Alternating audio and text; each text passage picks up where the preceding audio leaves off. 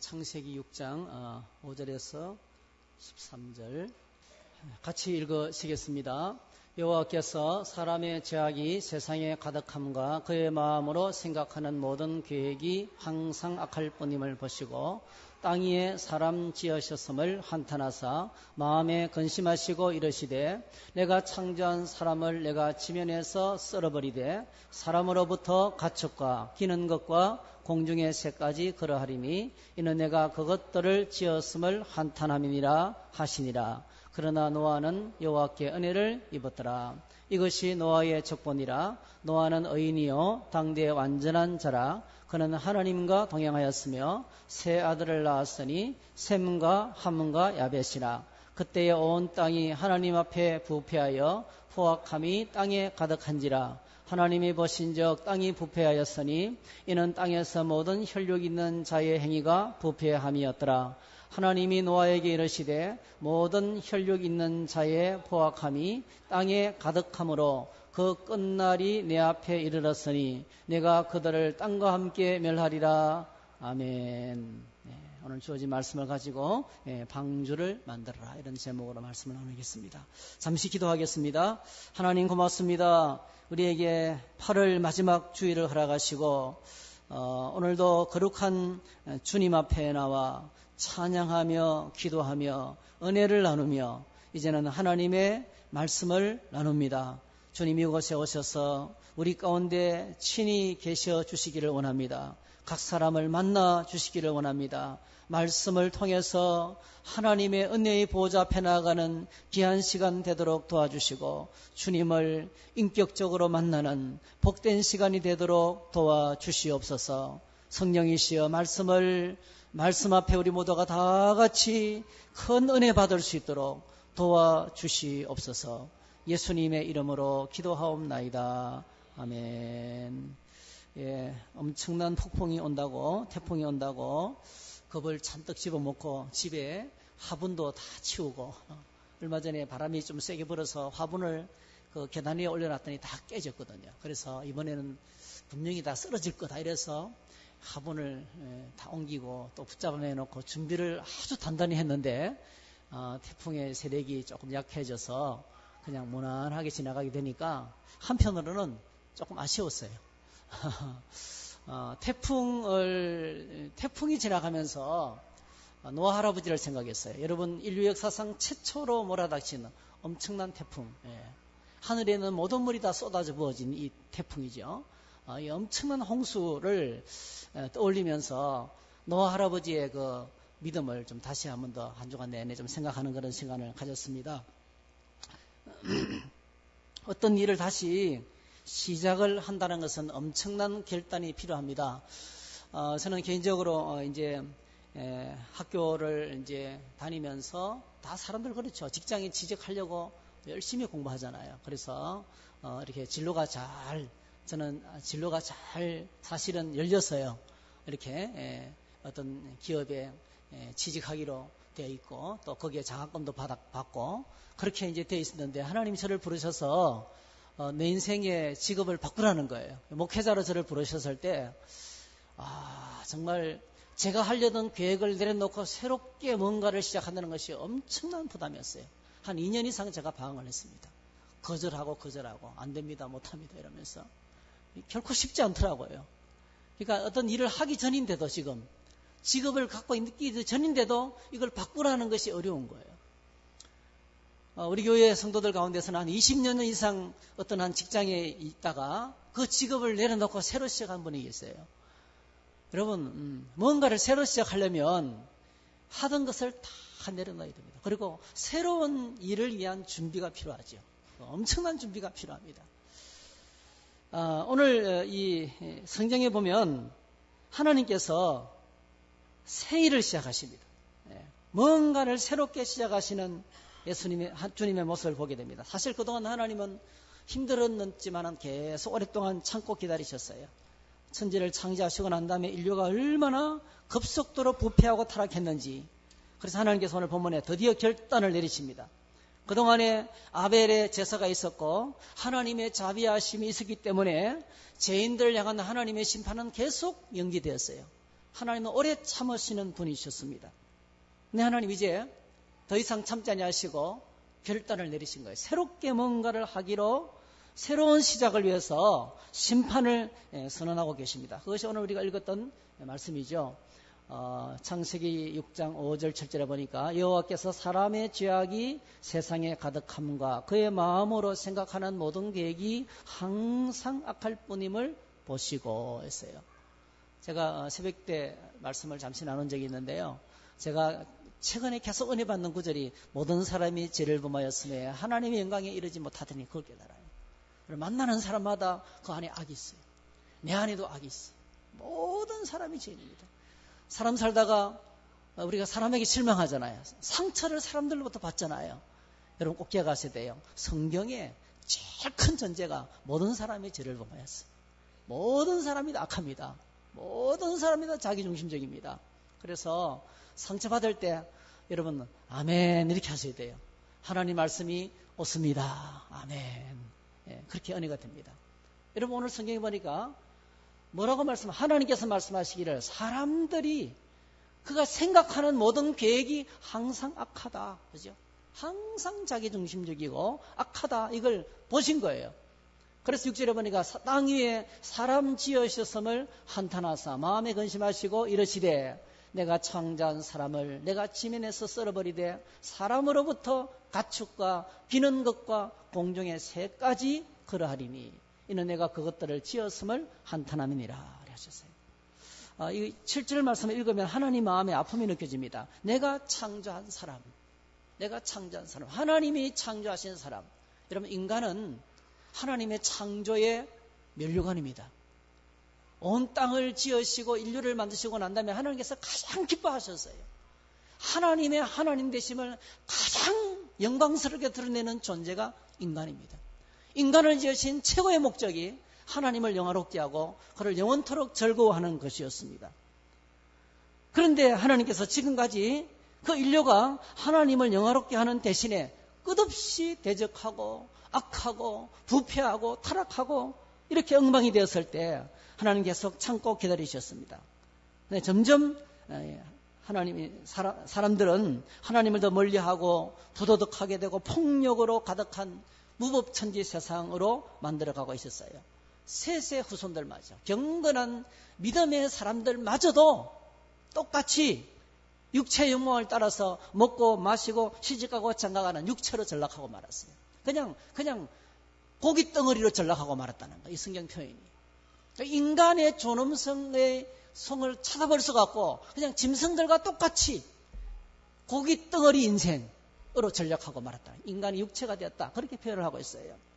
그래서 하나님께서 더 이상 기다리지 못하고 다시 새롭게 시작하시기 위해서 모든 것을 심판하시기로 결정하신 것입니다. 하나님의 마음의 아픔이었어요. 그리고 하나님이 창조한 사람뿐만이 아니고요. 사람으로부터 가축과 기는 것과 공중의 새까지 피조물들까지 다 이렇게 심판하시기로 결정을 했습니다. 여러분 우리가 때때로 엄청난 아픔이 있지만 뭔가를 새롭게 시작하기 위해서는 과거를 깨끗하게 정리하는 것이 필요합니다. 그렇죠? 우리가 앞을 향해서 나가는 것을 막는 과거에 우리가 청산해야 될 것이 어떤 것이 있습니까? 사도 바울은 말씀하기를 나는 날마다 죽는다 이렇게 고백했습니다. 날마다 죽을 때 날마다 새로워질 수 있죠. 그러나 과거에 얽매여 있으면 과거의 사고방식, 과거의 생활 스타일, 나쁜 습관, 열등감, 상처, 그리고 나쁜 죄의 습관들 이런 것이 그대로 남아있는 이상 절대로 새롭게 되는 것은 불가능합니다. 최근에 우리가 건강이 많이 안 좋으신 우리 성도 한 분이 옛날에 그렇게 좋아하던 것을 다 끊고 식사를 완전히 새롭게 해가지고 아주 힘들지만은 식사 습관부터 바꾸시더라고요. 많이 좋아졌어요. 식사 습관을 바꾸니까 많이 좋아지십니다. 병원에 가서도 더 이상 나빠지지 않고 이렇게 악화되지 않고 딱 스톱되는 그런 소식을 듣고 매주일마다 교회 와서 기쁘게 예배드리는 모습을 보게 됩니다. 사랑하는 성도 여러분, 오늘 저와 여러분들이 새로운 시작과 변화와 결단을 원하신다면 반드시 우리 안에 과거를 청산하는 지나간 시간의 나를 청산하는 작업이 필요합니다. 죄악의 냄새를 풍기는 나밖에 모르는 이기주의적 사고방식, 생활 습관 이런 것을 향해서 심판을 선언해야 됩니다. 사형 선고를 선언해야 됩니다. 그래야 새로워질 수 있어요. 사도 바울이 이렇게 자신을 향해서 이런 선언을 했습니다. 갈라디아서 2장 19절 20절에 보니까 내가 율법으로 말미암아 율법에 대하여 죽었나니 이는 하나님에 대하여 살려 함이라. 내가 그리스도와 함께 십자가에 못 박혔나니 그런즉 이제는 내가 사는 것이 아니요 오직 내 안에 그리스도께서 사시는 것이라. 이제 내가 육체 가운데 사는 것은 나를 사랑하사 나를 위하여 자기 자신을 버리신 하나님의 아들을 믿는 믿음 안에서 사는 것이라. 나는 날마다 주님 안에서 죽는다. 날마다 자신을 향해서 사형을 선포한다는 거죠. 예수님께서도 제자들을 향해서 그렇게 말씀하셨어요. 아무든지 나를 따라오려거든 자기 십자가를 지고 날마다 자기를 부인하고 나를 쫓아줄 것이라 했어요. 새로운 인생을 살기 위해서는 과거에 있는 자신을 죽게 된다는 것입니다. 로마서 6장 11절에도 그렇게 선포합니다. 이와 같이 너희도 너희 자신을 죄에 대하여는 죽은 자요 그리스도 예수 안에서는 하나님께 대하여 살아있는 자로 여길지어다. 이렇게 말씀하셨어요. 참 놀라운 것은 예수님을 믿으면, 주님의 십자가의 은혜를 믿고 예수님을 믿으면 우리의 과거가 깨끗하게 청산됩니다. 죄사함 받고 어렵담을 얻고 청산됩니다. 그런데 날마다 끝없이 내 안에 남아있는 죄성과 싸우면서 내 안에 아직도 남아있는 나를 부패하게 만드는 죄를 향해서 심판을, 그래서 하나님께서 이 엉망이 된 세상을 향해서 심판을 선포하시는 것처럼 우리가 그렇게 선포하는 것이 필요합니다. 그런데 오늘 본문을 우리가 읽으면 하나님으로부터 집중 조명을 받고 있는 한 사람이 있죠. 누굽니까? 노아입니다. 노아 한 사람이 아주 집중적으로 조명을 받고 있습니다. 그냥 사실은 심판에 관한 말씀이라기보다는요, 노아가 어떤 사람인지를 아주 집중적으로 소개하고 있어요. 심판을 선포하면서, 온 땅에 홍수 심판을 선포하면서 노아 한 사람에게 집중하고 있습니다. 그래서 노아를 제가 가만히 들다 보니까 참 부럽더라고요. 정말 멋있다. 멋있는 노아 할아버지다 하는 생각을 해보게 됩니다. 그래서 여러분, 인류 최초의 그 태풍의 이름은 노아 태풍입니다. 노아 태풍이었어요. 우리 지난 주간에 거쳐간 태풍은 제 이름을 기억하지 않습니다만은 어쨌든 간에 뭐 계속 새로 오니까 외울 필요도 없어요. 근데 인류 최초의 태풍은 노아 태풍이었어요. 근데 그 노아가 그 태풍의 한가운데서 아주 큰 역할을 하고 있는 걸 보게 됩니다. 그 당시에는 영웅이 많았습니다.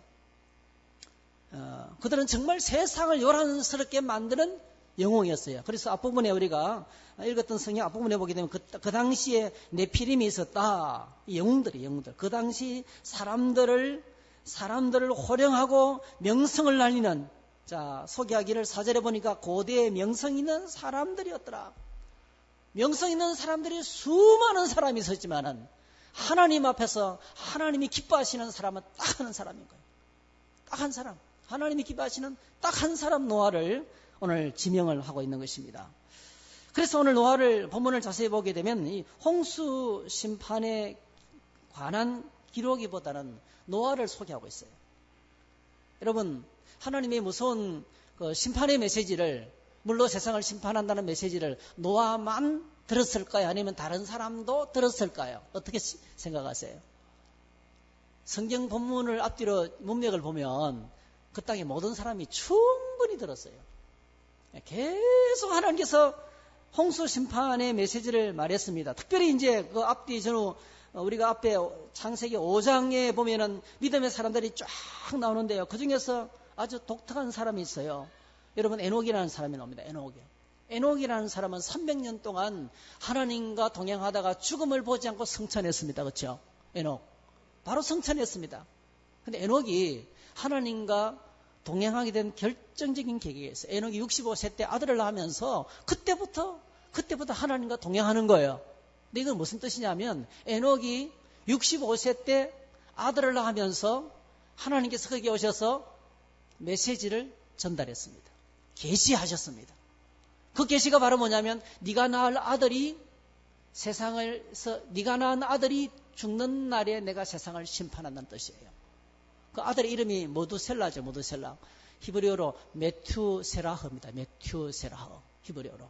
이 메투세라의 뜻은요, 이 아들이 죽으면 세상을 심판하는 뜻이에요. 그가 죽으면 심판이 오리라, 이런 뜻입니다. 정확하게. 그가 죽으면 심판이 오리라. 메투세라호. 그러니까 여러분, 에녹이 65세 때에 아들을 낳으면서 충격을 받는 거예요. 이 아들이 세상을 떠나는 날에 세상이 심판받는다. 네. 여러분, 에녹과 모두셀라와 노아와 수많은 사람들이 그냥 있을게요. 저 사람이 죽으면 세상이 멸망한다. 저 모두셀라가 죽으면 세상이 멸망한다. 심판받아. 하나님께서 계속 끝없이 메시지를 전했던 거예요. 그러므로 여러분, 심판이 있을 것이란 메시지는 노아만 들은 것이 아닙니다. 오늘도 엄청나게 많은 사람들이 하나님으로부터 경고를 받습니다. 경고를 듣고 메시지를 듣지만 계속 흘려버립니다. 한 번도 폭우가 쏟아진 적이 없어요. 물 때문에 멸망한 적이 한 번도 없었어요. 그 당시에 날씨는요, 윗물과 아랫물로 나뉘어 있어가지고요, 태양빛을, 그러니까 우주선으로부터는 모든 유해 강선을 윗물이 다 걸러내는 거예요. 물을 통과하면서 다 걸러내고, 그리고 물과 물 사이에 우리 인간이 살았기 때문에 마치 가습기를 틀어놓은 것처럼 그렇게 포근하고 완벽한 기후 조건에서 살았던 거예요. 그래서 그 당시 사람들 얼마 동안 살았습니까? 900살을 삽니다. 800살을 살고 어마어마하게 오래 살았습니다. 너무 완벽한 환경이기 때문에 유해 전자파가 제로입니다. 제로. 공해가 제로입니다. 그런 상태에서 살았기 때문에 어마어마하게 살았던 거예요. 그러니까 여러분, 그렇게 평안한 시대에 살면서 멸망한다, 폭우가 쏟아진다, 태풍이 온다, 이러면 태풍 노아가 올라오고 있다, 사람들이 귀담아 듣지 않겠죠. 엄청나게 많은 사람들도 그래요. 아직도 내 인생에 큰 일을 당해본 적이 없어. 그래서 앞으로 올 경고에 대해서 계속 무시합니다. 근데 중요한 사실이 바로 여기 있습니다. 이렇게 많은 사람들이 하나님의 말씀을 다 흘려듣고 있었지만은 그 하나님의 말씀에 깨어서 정신을 차리고 어리석을 정도로 긴장하면서 만만의 준비를 하고 날마다 아벨이 드렸던 예배를 드리면서 하나님을 찾고 기다리고 인내하는 사람이 있었어요. 그가 누굴까요? 노아입니다. 노아 한 사람만이 그 하나님 말씀에 반응하면서, 물론 에녹과 모두셀라가 반응했지만은, 그래서 이 노아는 마음이 급한 거예요. 모두셀라가 지금 벌써 나이가 얼마 됐어요? 800살이 넘었어요. 그렇죠? 900살을 향해서 나가고 있어요. 나이가 너무 많아가지고 이제 곧 돌아가실 것 같아요. 그 모두셀라가 세상을 떠나는 날에 세상이 망하는데요, 아무도 가슴 두근거리지 않고 걱정하지 않았지만은 노아는 그게 마음에 쪼려왔던 거예요. 이제 이 땅의 역사가 얼마 남지 않았는데 하나님의 심판이 바로 코앞에 다가왔는데, 그래서 노아는 그 말씀에 반응하면서 모든 사람들이 다 세세 자손들까지 다 타락하고 변질되고 엉망으로 살았지만은 노아 한 사람만은 아벨의 예배를 드리면서, 하나님이 기뻐하신 예배를 드리면서 하나님을 기다렸던 거예요. 그래서 하나님께서 노아를 어떻게 소개합니까? 이렇게 소개하죠. 당연합니다. 같이 읽어보겠습니다. 시작. 그러나 노아는 여호와께 은혜를 입었더라. 이것이 노아의 족본이라. 노아는 의인이요 당대의 완전한 사람. 그는 하나님과 동행하였으며 세 아들을 낳았으니 셈과 함과 야벳이라. 은혜를 입은 노아다. 노아는 하나님의 은혜를 입었더라. 은혜죠. 오늘 저와 여러분들이 이 하나님을 거역하는 세상, 하나님을 거역하는 세상 가운데서 주님을 믿고 예배 드릴 수 있는 것이 은혜인 줄로 믿습니다. 하나님의 은혜입니다. 노아는 의인이요 완전한 자요 하나님과 동행한 사람이고 은혜 가운데 살아가는 사람인데, 이렇게 노아를 말하는 것은 당연하다고 생각합니다. 왜? 그는 하나님 말씀 앞에서 긴장하며 깨어있었기 때문에 그렇습니다.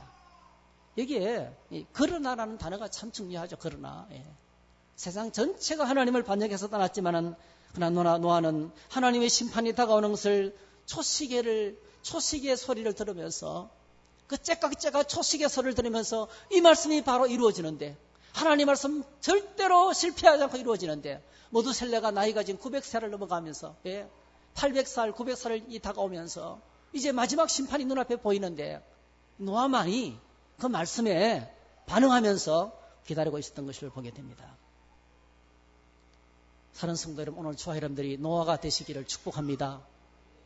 말씀을 흘려듣지 않고 가슴에 새기면서 하나님 말씀은 진짜인데, 다 하나님을 떠나도 하나님 말씀은 진실한데, 하나님 다 모든 사람들이 말씀을 버리고 우습게 살아도 나만은 말씀 붙들고 살겠습니다. 말씀에 반응하면서 믿음으로 살기를 원합니다.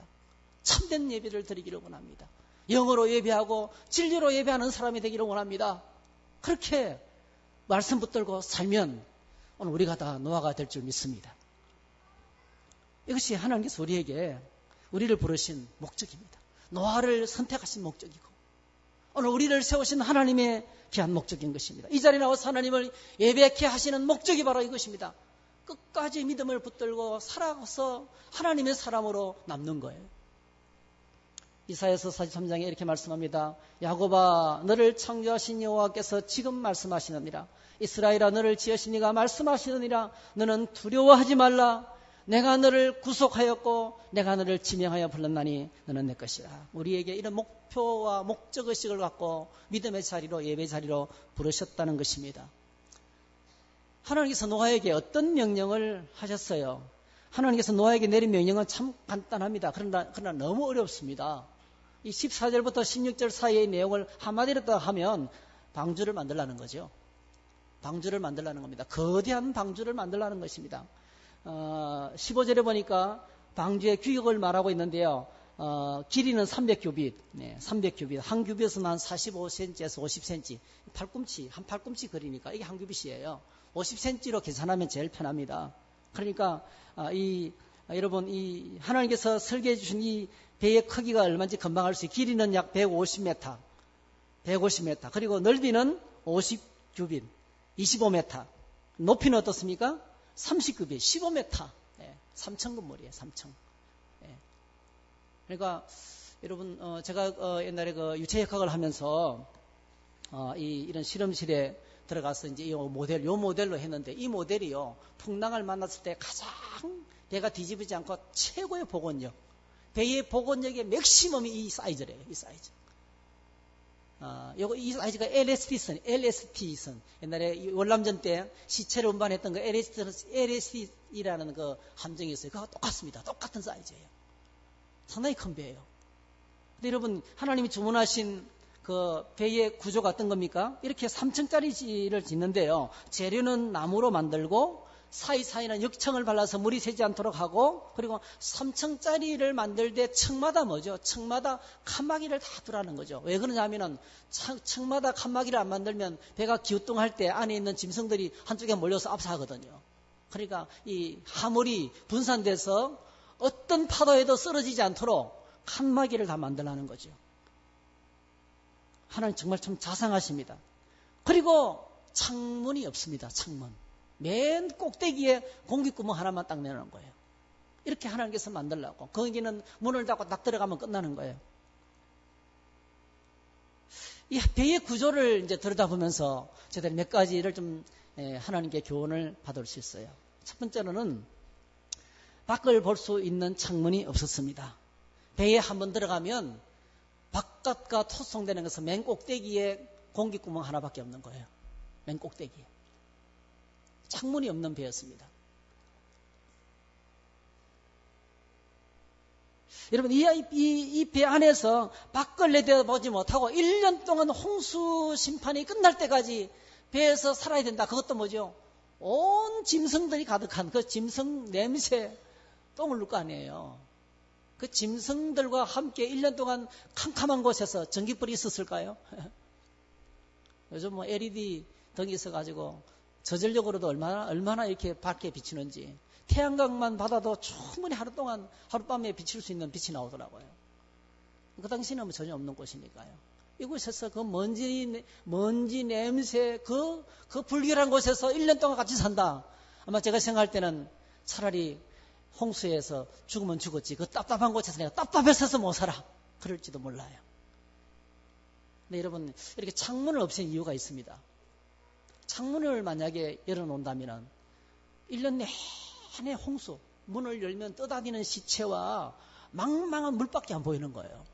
그러면 인간은 100% 우울증에 걸려서 자살합니다.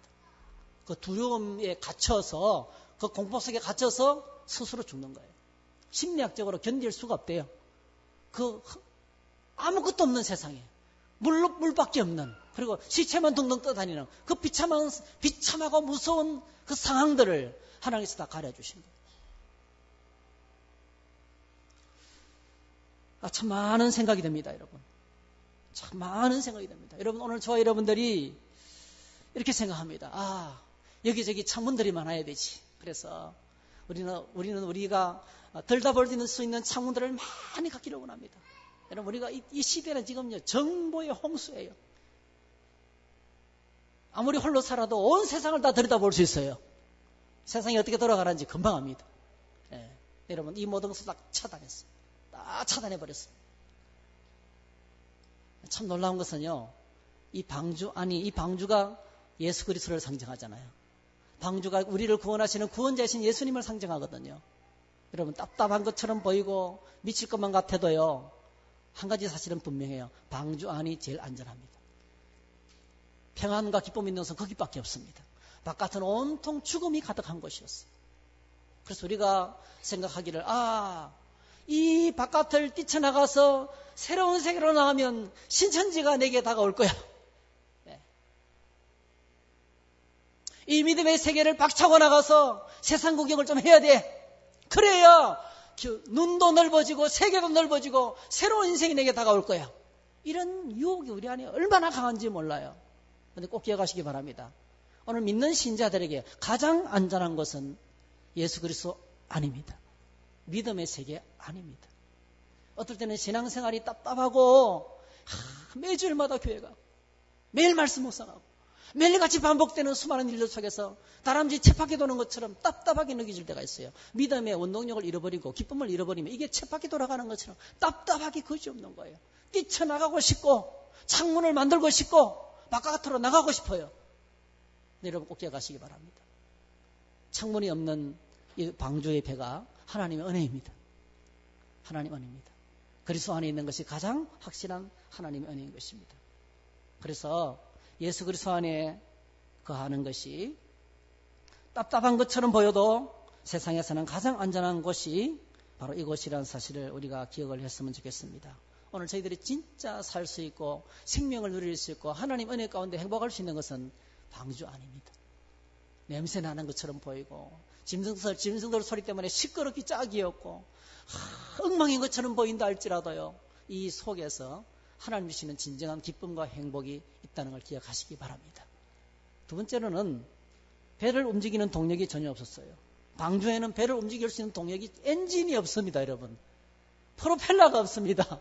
노도 없습니다. 근데 방향을 잡을 수 있는 키도 없습니다. 이 배는 누가 움직입니까? 어저께 잠시 어떤 프로그램을 보니까 중국의 판다 그 프로그램 여러분 보신 분들 계실 거예요. 잠시 이렇게 보니까 판다 하여튼 예쁜 여배우 두 배우가 판다가 있는 그 중국의 어떤 지역을 이제 막 가는 거예요. 근데 판다가 막 진짜 이쁘더라고요. 원래 태어난 판다도 있고요. 나무 위를 막 돌아다니는 판다도 있고, 또 하여튼 어디서 생명 위험한 것을 다시 구해와가지고 살려놓은 판다도 있고요. 진짜 대나무를 진짜 와작와작 씹어먹대요. 와, 대나무 줄기를 그냥 막 와작와작 대를 막 씹어먹더라고요. 근데 그 자매 중에 한 사람이 이런 말 하는 거예요. 이 안에서는 온 판다가 갈 수 없는 곳이 없대요. 판다는 자유의 몸이고 우리가 갇혔다. 사람들이 갇혔다는 거지. 사람들은 꼭 통로만 다닐 수 있다는 거죠. 여러분, 우리가 생각을 바꾸면 그렇습니다. 네. 우리가 이 땅에 살고 있는 것처럼 보이지만 우리가 갇힌 것 같아요. 내가 뭔가를 할 수 있는 것이 많은 것처럼 보이지만 실제로 뭐죠? 이러지도 못하고 저러지도 못할 때가 우리가 얼마나 많은지 몰라요. 노아가 방주 안에 들어갔습니다. 자기가 할 수 있는 것은 아무것도 없는 거예요. 이 배의 방향과 이 배의 움직임은 100% 하나님이 움직이는 거예요. 자기가 할 수 있는 것이 하나도 없다는 것입니다. 이스라엘 백성들 보시기 바랍니다. 그래서 이 믿음이 없으면 이 방주 안에 못 있습니다. 방주에 들어가는 순간부터 믿음이 없으면 불안해서 못 삽니다, 여러분. 그러나 믿음이 있으면 그렇게 평안할 수가 없습니다. 따라하실까요? 하나님이 하신다. 하나님이 지키십니다. 하나님이 하십니다. 이스라엘 백성들 보시기 바랍니다. 지금 이야기를 누가 누구에게 들려주고 있습니까? 모세가 광야길을 걸어가는 이스라엘 백성들에게 들려주고 있는 거예요. 이스라엘 백성들 인간적으로 보면 광야에 갇혔어요, 여러분. 거대한 광야에 갇혔습니다. 그래서 애굽의 그 바로왕이 그래서 추격했잖아요. 저 인간들 광야에 갇혔다는 거예요. 탈출했는데 광야 속에 갇혔다는 거예요. 그래서 우리가 추격해서 죽이자. 그래서 추격했던 거 아니겠어요? 인간적으로 보면 이스라엘 백성들 광야에서 자유몸이 된 것이 아니고요. 애굽을 탈출해서 자유롭게 된 것이 아니고 광야에 갇혀있는, 이러지도 못하고 저러지도 못하고 거기에 살 수도 없고 계속 이동하며 다니는 불쌍한 존재가 되고 말았습니다. 놀랍게도 믿음의 눈을 뜨면 그곳이 바로 뭐죠? 하나님이 함께 하시는 가장 안전한 장소고, 하나님께서 먹이시고 입히시고 보살피시고 구원하시고 싸우시고 하나님을 깊이 알아갈 수 있는 기가 막힌 학교였어요. 할렐루야. 오늘 저희들이 이런 일을 만나고 저런 문제를 만나고 이런 고통을 당하고 저런 고통을 만날 때 우리는 광야에 갇혔다는 느낌이 들 때가 많습니다. 노아가 홀로 방주 안에 갇힌 것처럼. 근데 사실은 갇힌 것이 아니고 하나님의 보호 속으로 들어가는 거예요. 할렐루야. 하나님이 친히 다스리고 이제부터는 내 인생을 내가 내 마음대로 하는 거예요. 이제부터 내 인생을 하나님이 운전하실 거예요. 여러분, 내가 뭔가를 할 수 없는 상황을 딱 맞닥뜨리게 되면 그때부터 하나님이 일하시기 시작합니다. 맡기셔야 돼요. 목욕탕에 들어갈 때 여러분 그 앞에 서 있는 빨간 글자 늘 읽죠? 귀중한 물품은 주인에게 맡기세요. 맡기지 않으면 책임을 못 집니다. 믿음도 똑같습니다. 주님께 내 인생을 맡기지 않으면 주님이 책임지지 않습니다. 우리 인생을 주님께 맡기셔야 돼요. 엔진도 키도 없지만 내 인생이 어디로 갈지 모르지만 하나님께서 우리 인생을 다스리고 계시는 것입니다. 그래서 오늘 저와 여러분들 이런저런 계획들이 많이 있지만 하나님 우리의 필요를 채워주시고 우리를 인도하시는, 그래서 가장 이 배 안에서 방주 안에서 노아가 믿음으로 방주를 지었지만은 또 이 방주에 들어가서 1년 동안 사는 것도 뭐죠? 필요한 것은 딱 하나밖에 없는 거예요. 믿음입니다. 믿음으로만 그 안에서 버틸 수가 있는 거예요. 믿음이 없으면 신앙생활은 얼마나 불편한지 몰라요. 믿음이 없으면 신앙생활만큼 불편한 거 없어요. 내 마음대로 살고 싶은데 이것도 하지 말라 저것도 하지 말라 구속받는 느낌이 들어요. 방주에 갇혀 있는 느낌이 들어요. 근데 실제로 갇힌 겁니까? 구원받는 겁니까? 사망의 세력으로부터 구원받는 거죠. 하나님의 심판에서 구원받는 거죠. 영원한 멸망에서 보호받는 거예요. 하나님의 큰 축복 속에. 그래서 믿음의 눈을 뜨면 지옥 같은 상황이 믿음의 눈을 뜨면 천국이 되는 겁니다. 히브리서 기자는 노아의 믿음을 이렇게 평가했습니다. 한번 같이 읽어보겠습니다. 시작. 믿음으로 노아는 아직 보지 못하는 일에 대한 하나님의 경고를 들었습니다. 그는 하나님께 순종해서 그의 가족을 구원할 방주를 지었습니다. 그는 믿음으로 세상이 잘못되어 가고 있음을 사람들에게 알리고 하나님과 의의 관계를 맺은 사람이 되었습니다. 했어요. 사랑하는 성도 여러분, 오늘 이 아침에 우리에게 도전하시는 말씀이 있습니다. 그것은 우리가 살아가는 이 세상이 아무리 어렵고 불안하고 힘들어도 하나님의 인도하심을 믿으라는 것입니다. 창문도 없고 동력도 없고 키도 없고 엔진이 없어도 하나님께서 우리의 길을 인도하시고 우리의 힘이 되시고 우리의 삶의 방향을 결정하시고, 그래서 우리가 할 수 있는 것은 내가 믿음으로 하나님이 하시는 것에 어그리하면 되는 거예요. 하나님이 하시는 것에 하나님 아멘 하면 되는 것입니다. 하나님이 하시는 일에 아멘으로 따라가면 되는 것입니다. 믿음은 한마디로 중심을 이동하는 것입니다. 내 중심에서 하나님 중심으로 이동하는 것입니다. 나는 불안합니다. 그러나 중심이 하나님으로 이동하고 나면 내 속에 놀라운 평안이 몰려오기 시작합니다. 믿음은 신뢰의 대상을 바꾸는 것입니다. 사람들은 온통 자기 중심적입니다. 자기 자신을 신뢰합니다. 자기의 지식, 자기의 능력, 자기가 가진 돈, 자신의 건강, 온통 자기 중심적입니다. 자기의 경력들. 그런데 이런 문제에 조금만 이상이 생겨도 사람들은 불안해서 못 삽니다. 그러나 중심을 하나님께 옮기고 나면 그때부터 평안이 몰려옵니다. 내가 아무리 문제가 생각해도 내 인생의 중심은 하나님이시기 때문에 흔들리지 않습니다. 그래서 옮기고 나면 평안이 몰려오고 중심을 바꾸고 나면 기쁨이 찾아옵니다. 오늘 저와 여러분들이 불안할 때마다 방주 안에 높이 달린 창문처럼 하나님을 향해서 기도의 보좌로 나가게 되시기를 바랍니다. 딱 한가운데 구멍이 빵 뚫려 있는 거예요. 숨통입니다. 숨통. 우리 인생이 꽉 막혔을 때, 힘들고 고통스러울 때 하나님께서 하늘을 향해서 구멍을 뚫어놓은 거예요. 부르짖어 기도하면 하나님이 들으실 줄로 믿습니다. 부르짖어 기도하면 방주가 움직이는 거예요. 방주 안에 필요가 채워지는 거예요. 방주의 모든 운명이 그 창을 향해서 열린 하나님이 주관하고 다스리시는 것입니다. 오늘 저와 여러분들이 이 뚫린 창문을 향해서 믿음의 눈으로 바라볼 수 있기를 축복합니다. 기도가 뚫린 창문입니다. 말씀을 묵상하는 것이 뚫린 창문입니다. 예배의 자리로 나가는 것이 뚫린 창문입니다. 여러분, 노아는 하나님께서 말씀하시는 그대로 순종했습니다. 믿음이 있을 때에 위대한 순종은 가능한 것입니다. 순종하는 믿음을 다 소유하게 되시기를 주의 이름으로 축복합니다. 오늘 저와 여러분들이 믿음이 새로워지고 하나님을 향한 태도가 변화되고 지나간 날의 나의 삶을 묻고 있던 모든 이 나의 믿음을 패배케 만드는, 내 인생을 실패하게 만드는 모든 지난 날은 예수님 안에서 청산되고 그 과거를 향해서 심판을 선포하고 나는 예수님 안에서 죽었다 선포하고 하나님으로부터는 새 믿음을 가지고 새롭게 주님을 영화롭게 하는 그런 주가 여러분 되시고, 다가오는 9월달에 이렇게 기쁨이 가득하고 행복이 넘치는 9월달이 되시기를 주의 이름으로 축복합니다. 할렐루야. 자리에 일어나셔서 함께 찬양합니다. 찬송가 391장입니다.